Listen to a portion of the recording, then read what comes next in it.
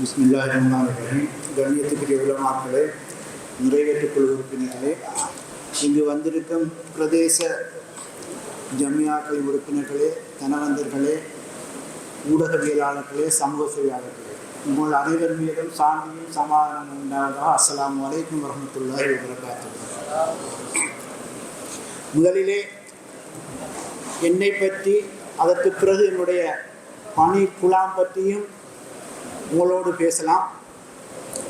அதனைத் தொடர்ந்து நாங்கள் இங்கு வந்திருக்கும் அனைவருக்கும் அம்மஜுசு தமிழ் டிரான்ஸ்லேஷனுடன் கொடுக்க இருக்கின்றோம்.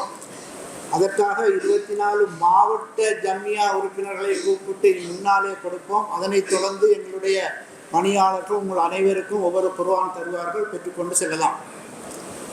இந்த ஜம்மியத்துல் உலமாவை பொறுத்தவரையிலே நான் இங்கு வருவதற்கு முன்பு சமூக ஊடகங்களிலே பார்த்து மிகவும் மோசமான ஒரு இடம் என்றே நினைத்து கொண்டிருந்தேன். இங்கு பிழையான செயல்கள் நடக்கின்றன, தப்பான முறையிலே தேர்தல்கள் நடக்கின்றன, அனைத்துமே மோசமாக நடக்கின்றன, நாட்டிலே உள்ளவர்கள் கதைப்பது போல நானும் நம்பியிருந்தேன். திடீரென்று இங்கு ஒரு முகாமையாளர் தேவை என்று விண்ணப்பிக்கப்பட்ட பொழுது கடைசி நாள் விண்ணப்பித்தேன், வந்தேன், பரீட்சை வைத்தார்கள், தெரிவு செய்யப்பட்டேன். 1.5 வருடமாக இங்கு இருக்கின்றேன். இங்கு வந்ததன் பின்புதான் எனக்கு புரிந்தது, இந்த சமூக ஊடகங்களிலே ஒரு சிலர் இந்த ஜம்மியாவை பற்றி சொல்லும் பிழையான கருத்துக்கள் அது எவ்வளவு மோசமானவை என்பதை நான் உணர்ந்து கொண்டதனால் எனக்கு தெரிந்தவர்களிடம் எல்லோரிடமும் நான் சொல்லுகின்றேன், ஜம்மியாவிலே என்ன நடக்கின்றது.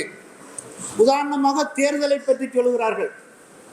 ஜம்மியாவிலே நிறைவேற்று குழுவிலே இருப்பவர்கள் அவர்களுடைய விருப்பப்படி பணியாளர்கள் ஸ்டாஃபை வைத்து தேர்தலிலே வெற்றி பெற்றுக் கொண்டிருக்கிறார்கள் என்றெல்லாம் ஃபேஸ்புக்கிலே வருகிறது. இம்முறை நடந்த தேர்தலை பற்றியும் உங்களிடம் நான் சொல்ல வேண்டும். ஏற்கனவே சொல்லப்பட்டது, யாப்பு திருத்தத்திலே பல மாற்றங்கள் வந்தன என்று. ஜம்மியாவின் யாப்பிலே 2002ஆம் ஆண்டு, 2006ஆம் ஆண்டு, 2010ஆம் ஆண்டு, 2016ஆம் ஆண்டு, 2022ஆம் ஆண்டு இவை அனைத்திலுமே யாப்பிலே திருத்தங்கள் நடைபெற்றன. ஆனால் 2025 நடந்த யாப்பு திருத்தம் என்பது இந்த அனைத்து திருத்தங்களிலும் மிகவும் வித்தியாசமான ஒன்றாக இருக்கின்றது. உதாரணமாக சொல்ல போனால், யாப்பின் 9வது பகுதியிலே 27வது உறுப்புரையிலே சொல்லப்படுகின்றது, உப தலைவர்கள் 5 தெரிவு செய்யப்படும் பொழுது நிறைவேற்றுக்குழு அவர்களுக்கு இங்கே கூறப்பட்ட 14 பிரிவுகளிலே பல பிரிவுகளை நிறைவேற்றுக்குழு கொடுத்து அவர்களுடைய திட்டங்களை அங்கீகரித்து அந்த திட்டங்களை நாடு முழுவதிலும் அமல்படுத்த வேண்டும் என்று அந்த யாப்பிலே கூறப்பட்டிருக்கின்றது. அது மாத்திரமல்ல, தேர்தல் முறை, முன்பு இந்த தேர்தல் முறையை பற்றி மோசமாக எழுதினார்கள். ஆனால் இந்த யாப்பிலே அதிலேயும் ஒரு திருத்தம். முன்பு யாப்பு எப்படி இருந்ததுன்னு சொன்னால், முதலிலே வந்திருக்க 100-120 பேர் வந்திருந்தாலும் 30 பேரை தெரிவு செய்வார்கள். அந்த 30 பேரும் அவர்களுக்குள்ளே ஒரு தலைவரை தெரிவார், செயலாளரை தெரிவார். இதுதான் பழைய யாப்பு. ஆனால் இம்முறை யாப்பு மிகவும் சிறப்பாக திருத்தப்பட்டது.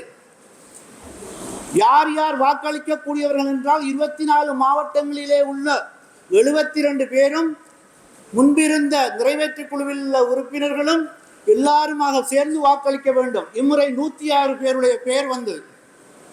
அதிலே 96 பேர் தேர்தலிலே கலந்து கொண்டார்கள். இந்த 96 பேரிலே இருந்து முதலிலே நாங்கள் 30 பேரை தெரிந்தோம். அதற்கு பிறகு ஏனையவர்களை நாங்கள் அனுப்பவில்லை. புதிய யாப்பு அப்படி சொல்லுகிறது. திரும்ப தலைவர் தெரியும் பொழுது அந்த 96 பேரிலே இருந்து ஒரு தலைவரை தெரிந்தார்கள். இது ஏனைய தேர்தல்களைப் போல ஒரு போட்டிக்கு விண்ணப்பித்து நொமினேட் பண்ணி வரும் தேர்தல் அல்ல. இதனை முதலில் தெரிந்து கொள்ள வேண்டும். யாரும் போட்டி போட போகிறேன், என்னை தெரியுங்கள் என்று சொல்லும் ஒரு தேர்தல் அல்ல ஜம்மியாவின் தேர்தல். இருப்பதிலே எந்த 30 பேரையும் தெரியலாம்.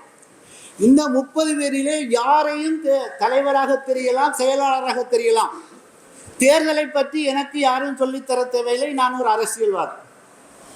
அது மாத்திரமல்ல, கல்வி அதிகாரியாக இருக்கும் பொழுது தேர்தல் திணைக்களத்திலே சிசிசி போன்ற மிக உயர்ந்த பதவிகளிலும் பதவி வகித்தவன். தேர்தல் கடமையில் ஈடுபட்டவன்.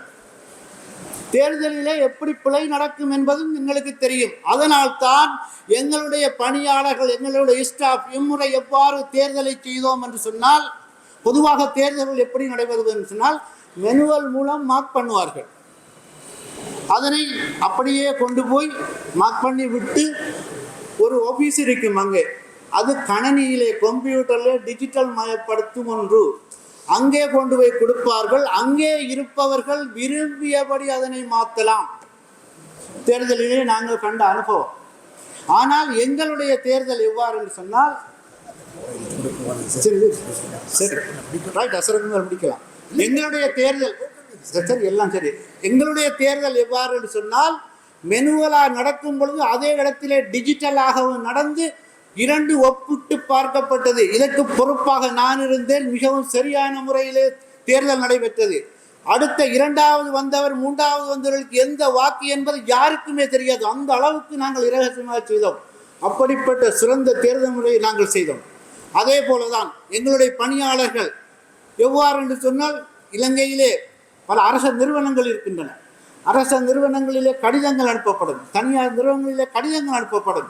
ஆனால் இந்த ஜமியாவிலே அரபு மொழி என்றாலும் சரி, ஆங்கிலம் என்றாலும் சரி, தமிழ் என்றாலும் சரி, சிங்களம் என்றாலும் சரி, எந்த ஒரு எழுத்து பிழையும் இல்லாமல், இலக்கண பிழையும் இல்லாமல் கடிதம் அனுப்பப்படும் ஒரே நிறுவனம் அகில இலங்கை ஜம்மியத்துல் உலமா தலைமையகம் என்பதை தைரியமாக சொல்கின்றேன். அந்த அளவுக்கு எங்களுடைய ஸ்டாஃப் இருக்கின்றார்கள். மேலே இருப்பவர்கள் எங்களுக்கு ஆலோசனை கொடுக்கிறார்கள். அவ்வாறு தான் நாங்கள் இந்த பணியை செய்து கொண்டிருக்கின்றோம். நாங்கள் இந்த ஜம்மியா என்பது எங்களுக்கு மாத்திரம் உரியதல்ல, சமூகத்துக்குரியது என்பதை காட்டுவதற்காக வேண்டித்தான் இந்த கூட்டம் இன்று நடைபெறுகிறது. எங்களுடைய பிரச்சனைகள் இருக்கிறது, பொருளாதார பிரச்சனை, கல்வி பிரச்சனை, சமூக வாழ்வு பிரச்சனை, இவை எல்லாவற்றிலும் நாங்கள் ஒன்று சேர்ந்து செய்ய வேண்டும் என்பதற்காக இந்த கூட்டம் என்பதை நாங்கள் மறந்துவிடக்கூடாது. ஜம்மியாவுக்கு சில நோக்கங்கள் இருக்கிறது. ஒன்று இஸ்லாம், அடுத்தது சமூகம், அடுத்தது தேசியம், சர்வதேசம், இவ்வாறு 5 விடயங்களை கொண்டுதான் இந்த எல்லா அமைப்புகளையும் செய்திருக்கின்றோம். அதற்காக வேண்டித்தான் இந்த 14 பிரிவுகளை நாங்கள் பிரித்து வைத்து நடத்தி கொண்டிருக்கின்றோம். இதிலே தலைவர், உப தலைவர்கள் இருப்பார்கள், செயலாளர்கள் இருப்பார்கள். ஆனால் எங்களுடைய ஸ்டாஃப் ஒவ்வொருவருக்கும் ஒவ்வொருவர் இருப்பார். நாங்கள் மொத்தம் 30 பேர் இருக்கின்றோம். எங்களுடைய செயலகத்திலே எங்களுக்கு 11 பேர் இருக்கின்றோம். ஒவ்வொரு பிரிவுக்கும் 14 பேர் ஏனையவர்கள் இருக்கின்றார்கள். அக்கவுண்ட்ஸுக்கு 2 பேர் இருக்கின்றார்கள். மொத்தம் 30 பேரும் சேர்ந்து இந்த ஜம்மியாவை ஒழுங்காக அவர்களோட ஒத்துமையாக செய்து கொண்டிருக்கின்றோம். எனவேதான் இந்த ஜம்மியாவை பற்றி எந்த பிழையான வசனங்கள் வெளியே வந்தாலும் நான் ஃபேஸ்புக்கு போய் அதற்கு காப்பாற்றுவதற்கு எழுதுவதில்லை. அதிலே எழுதுபவர்கள் எழுத தெரியாதவர்கள், தனியே பேச தெரியாதவர்கள், சமூகத்திலே அந்தஸ்து இல்லாதவர்கள், இவர்கள் தான் அங்கே எல்லாம் எழுதுவார்கள் என்பது எனக்கு தெரிந்ததனால் இவையெல்லாம் தேவையில்லாத ஒன்று என்று கழித்து கொண்டிருக்கின்றோம். எங்களுடைய ஸ்டாஃப் அப்படித்தான் இருக்கின்றார்கள்.